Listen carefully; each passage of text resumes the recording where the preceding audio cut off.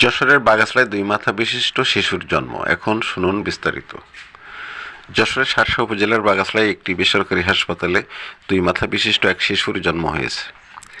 অস্ত্রোপচারের মাধ্যমে জন্ম নেওয়া শিশুটির মা রত্না খাতুন সুস্থ আছেন। তবে জন্মের পর শিশুটি অসুস্থ থাকায় উন্নত চিকিৎসার জন্য তাকে যশোর সদর হাসপাতালে ভর্তি করা হলে সেখানে তার মৃত্যু হয়।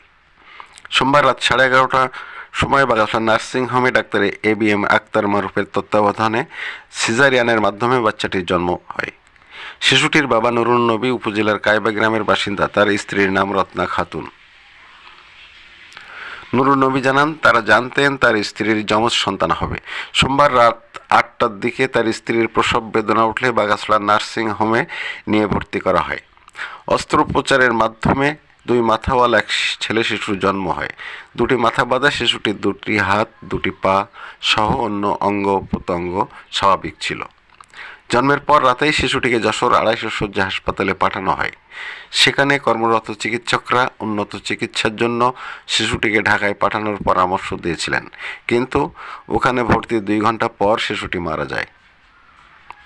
বাগাছড়া নার্সিং হোমের আবাসিক medical officer doctor Bilayet Hossain জানান, কনজয়েন্ট টুইনের কারণে এমন বাচ্চা ভূমিষ্ঠ হয়। মায়ের পেটে ভ্রূণ অনেক সময় আলাদা না হওয়ার কারণে গর্ভে দেহ থাকলেও মাথা আলাদা হয়। এই বাচ্চাগুলো পেটের মধ্যেও অনেক সময় মৃত্যু হতে পারে এবং জন্মের পরও মৃত্যু হতে পারে।